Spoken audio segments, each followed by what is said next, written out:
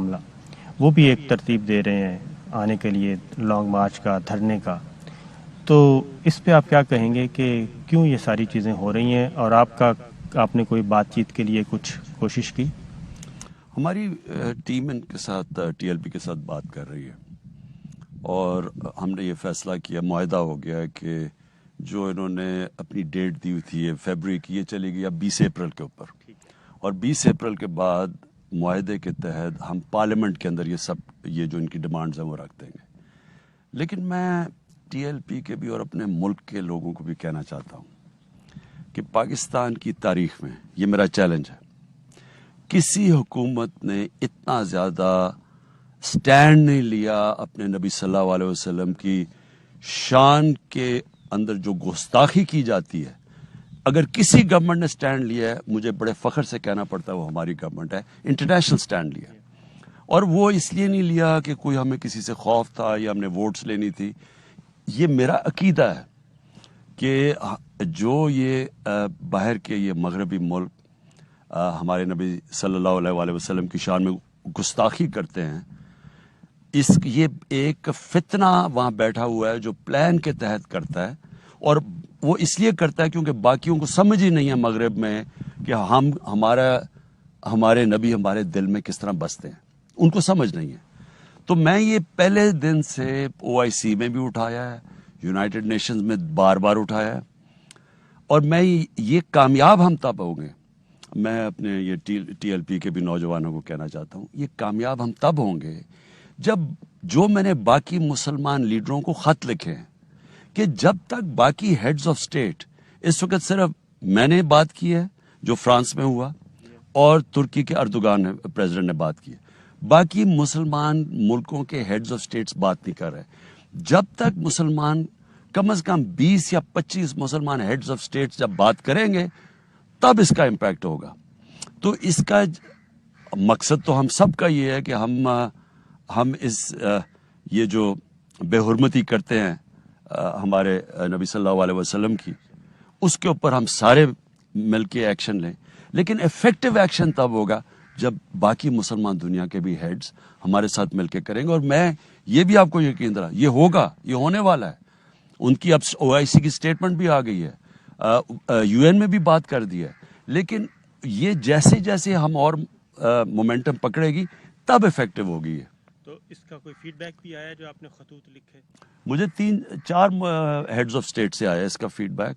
لیکن دیکھیں یہ موومنٹ ہے، اس کو ہمیں مسلسل جدوجہد کرنی پڑے گی، کیونکہ ہمیں یہاں مسلمان ملکوں میں نہیں پتہ چلتا اصل اس کا نقصان ہو رہا ہے جو ہمارے مسلمان رہتے ہیں مغربی ممالک میں، جن کو اسلامو فوبیا کا سامنا کرنا پڑتا ہے. اصل نقصان ان کو ہوتا ہے.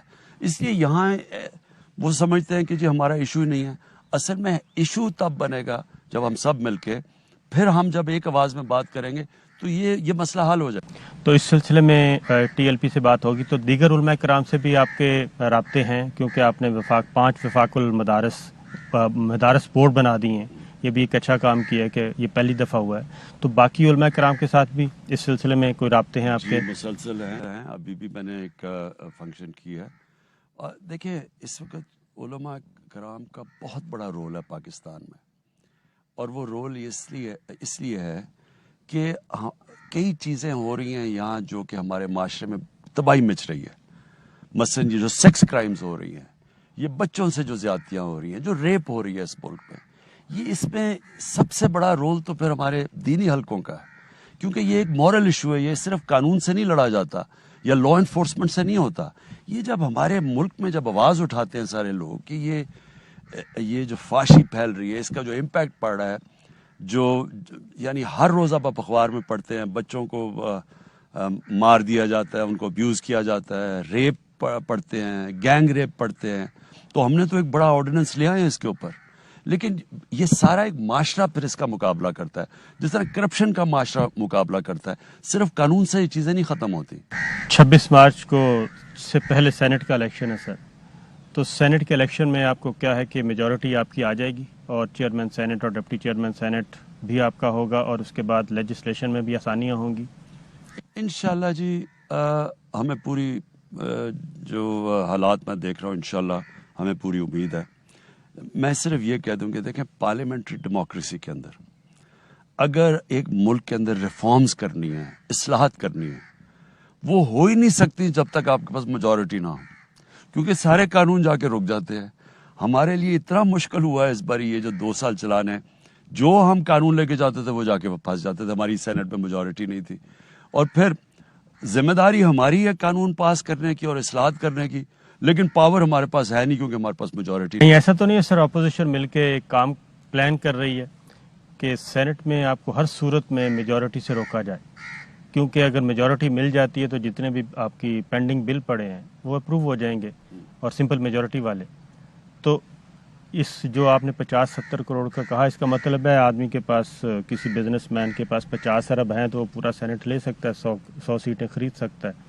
تو یہ اس پلاننگ کا حصہ ہے. بالکل ایسی اطلاعات ہیں. بالکل یہ اس پلاننگ کا حصہ ہے، کیونکہ دیکھیں انہی کی سٹیٹمنٹس ہیں اوپن بیلٹ ہونا چاہیے. انہوں نے چارٹر آف ڈیموکریسی میں سائن کیا ہوا ہے کہ جی اوپن بیلٹ ہونی چاہیے. جب وہ پچھلی باری ان کا ایک آدھ ان کی سیٹ کم ہوئی یا نون لیگ کی، انہوں نے کہا، شور مچا دیا کہ جی یہ پیسے ہوئے چلیں، یہ ہیں اوپن بیلٹ. اب کیوں یہ پیچھے ہٹ گئے ہیں؟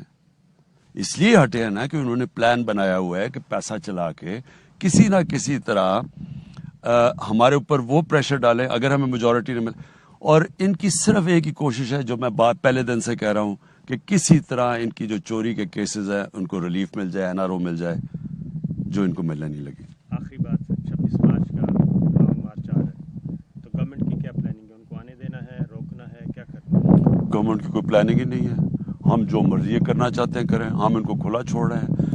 عوام، میں آپ کو آج لکھ کے دیتا ہوں، سب سے زیادہ، اور مجھے بڑا، میں اس اپنی عوام کا بھی شکریہ ادا کرتا ہوں کہ سب سے زیادہ پبلک میں جو عوام نکلی ہے وہ میرے ساتھ نکلی ہے. 4 دفعہ مینار پاکستان ہم نے بھرا ہے. میں جانتا ہوں کہ عوام سڑکوں پہ تب نکلتی ہے جب خاص طور پہ عوام کو یہ پتا ہو کہ ان کا پیسہ چوری ہو رہا ہے. میں نے کرپشن پہ لوگوں کو نکالا ہے کہ حکمران بیٹھ کے ان کا پیسہ چوری کرے. کبھی بھی عوام نہیں نکلتی بڑے بڑے چوروں کی چوری بچانے کے لیے. یہ جو مرضی کر لیں، کوئی فرق نہیں پڑے گا. چیز سر فیڈرل گورنمنٹ پہ آتی ہے مہنگائی، تو اس پہ آپ کو ٹاسک فورس بنا سکتے ہیں جس میں صوبوں کی بھی نمائندگی ہو، فیڈرل گورنمنٹ کی بھی نمائندگی ہو، کیونکہ یہ سارا پھر وہی بات ہے کہ وہ صوبے کہتے ہیں یہ وفاق کا مسئلہ ہے، وفاق کہتے ہیں یہ صوبوں کا مسئلہ ہے.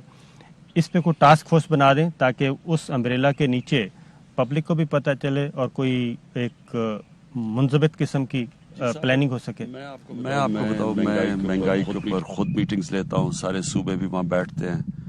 اس کا جو اصل وجہ تو مہنگائی کی سیدھی ہے کہ 107 روپے سے گیا ہے ڈالر 160 روپے پہ. جس طرح میں نے کہا، تیل، بجلی، پٹرول سب کچھ مہنگا اس کی وجہ سے ہوا، اور وہ اس کا مین ایفیکٹ وہ ہے. اور آ گیا گندم، بارشیں بدقسمتی سے اس کٹائی کے وقت ہو گئی، وہ گندم کم ہو گئی، وہ امپورٹ کرنی پڑی. پھر ہمارا یہ جو باہر سے جو تیل ہے، گھی کی قیمت اتنی اوپر چلی گئی، دگنی ہو گئی انٹرنیشنل مارکیٹ میں. تو وہ اور دالیں، ایک دم شارٹیج، وہ 70% دالیں وہ مہنگی ہو گئی. لیکن میں آج آپ کو کہہ رہا ہوں کہ پورا میری اب زور ہے کہ کسی نہ کسی طرح ہم کوئی نہ کوئی طریقہ کریں کہ لوگوں کے اوپر بوجھ کم ہو مہنگائی کا. اور وہ آپ کے دیکھتے رہیں گے کیونکہ مسلسل میٹنگز کر رہے ہیں. اس کا ایک بڑا پلان آنے لگا ہے. لوگوں کو نظر آئے گا کہ قیمتیں کم ہو رہی ہیں. کانسٹیٹیوشنل ریفارمز پہ آپ اپوزیشن کو براہ راست دعوت دیں گے کہ آئیں بات چیت کریں اور یہ مسئلے حل کریں جتنے بھی مسائل ہیں اس وقت؟ میں تو سر پہلے دن سے کہہ رہا ہوں کہ ہر چیز پہ بات کرنے کے لیے تیار ہیں، لیکن وہ جو مرضی ہم بات کریں گے انہوں نے آ جانا ہے NRO کے اوپر. اب فیٹف کا کیا تعلق تھا NRO پہ؟ ہم فیٹف کی بات کر رہے ہیں، 34 سکے پکڑا دیجیے کہ نیب کو ختم کر دو. تو ان کا 1 پوائنٹ ایجنڈا ہے. دیکھیں، جمہوریت تب چلتی ہے جب ایک اپوزیشن ہوتی ہے، ایک گورنمنٹ ہوتی ہے. جمہوریت چل ہی نہیں سکتی اگر اپوزیشن کے بڑے بڑے لیڈرز ملک کے بڑے ڈاکو ہیں اور وہ آپ کو لگے ہوئے ہیں کہ بس 1 پوائنٹ ایجنڈا، جی ہمیں بس جس طرح مشرف نے معاف کیا تھا ہمیں چوری معاف کر دے.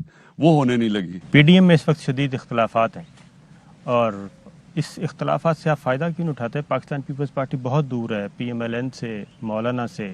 ان کو راضی بھی کرنے کی کوشش کی جا رہی ہے. جو بھی PMLN کا اور مولانا کا ایک تھا طے شدہ پلان، استعفے دینے ہیں، ضمنی الیکشن کا بائیک آؤٹ کرنا ہے، اور اس کے بعد سینٹ کے الیکشن میں نہیں آنا، وہ سارے ریورس کروا دیے. تو پاکستان پیپلز پارٹی سے بات تو ہو سکتی ہے پولیٹیکل گراؤنڈز پہ، نہ صحیح آپ باقی چیزیں ایک سائڈ پہ رکھ دیں. کیا ان سے بات کر رہی ہے؟ دیکھیں مجھے پتا ہے، میں ان سب کو جانتا ہوں، میں 30 سال سے ان کو جانتا ہوں. میں پالیٹکس میں آئے ان کی چوری کے خلاف تھا، نہیں تو میری طرح کا آدمی جس کو اللہ سب کچھ دے بیٹھا، مجھے کیا پالیٹکس کی ضرورت تھی. میں آیا ہی تھا کہ انہوں نے ہمارے ملک کو تباہ کر کے رکھ دیا. انہوں نے جس طرح چوری کی ہے، آج تک دنیا کی تاریخ میں کوئی اب مثال بتا ہی نہیں سکتے کہ حکمران چوری کریں اور وہ ملک ترقی کر جائے. عام لوگوں کی چوری سے ملک تباہ نہیں ہوتے، حکمرانوں کی، پرائم منسٹر اور وزیروں کی چوری سے ایک ڈیولپڈ ملک مقروض ہو جاتا ہے. ملیشیا جب مہاتر محمد نے چھوڑا تو وہ مڈل انکم پہ چلے گئے تھے، 9,000 per capita dollar per capita ہو گئی تھی. وہ وہاں بھی ایک نواز شریف زرداری ٹائپ آدمی آ گیا، اس نے بھی ملک کو مقروض کر کے، اور وہ آج جیل میں. تو یہ ہو ہی نہیں سکتا. یہ یاد رکھیں، اگر دنیا کے خوشحال ملکوں کے اندر سب سے بڑی کوالٹی ہے کہ کرپشن نہیں ہے، اس لیے وہ اوپر ہے. ہمارا بدقسمتی یہ ہے کہ سارا اوپر. آپ یہ دیکھ لیں کتنے پولیٹیشن نے کتنی سرکاری زمینوں پہ قبضے کیے ہوئے ہیں. اچھا وہ سرکاری زمینوں پہ قبضے وہ کہتے ہیں جی عمران خان ہمارے پیچھے ہے. بھئی آپ جواب یہ دیں کہ آپ نے سرکاری زمین پہ قبضہ کیا یا نہیں کیا. عمران خان پیچھے کیا؟ عمران خان نے تو کہا تھا کہ میں کسی کو نہیں چھوڑوں گا جو ملک کی دولت کے اوپر قبضہ کرتا ہے. آپ جسٹیفائی کریں کہ کیا یہ دولت، یہ جو زمین ہے یہ سرکاری ہے یا نہیں ہے. ساروں نے سرکاری زمینوں پہ، اور ابھی میں آپ سب کے سامنے میں بھی کہہ رہا ہوں، اور اب آپ کے سامنے انکشاف ہونے والے ہیں کہ کتنی اربوں کی زمینوں پہ یہ سیاستدان یہ کیوں پالیٹکس میں آتے ہیں، پیسہ بنانے آتے ہیں. کسی نے یہ بھی آج میں کہہ دوں، ہم 2 سال سے آئے ہیں پاور میں، کسی ہمارے آدمی نے سرکاری زمین پہ قبضہ کیا؟ میں آج آپ کو کہہ رہا ہوں کہ میرے سٹیزن پورٹل پہ دیں، مجھے بتائیں، اور اگر میں نہ ایکشن لوں پھر کہیں کہ انتقامی کارروائی. بہت بہت شکریہ. یہ تھے ہمارے ساتھ وزیر اعظم عمران خان صاحب. آپ نے گفتگو سنی، فیصلہ آپ خود کیجیے گا. اجازت دیجیے، اللہ حافظ.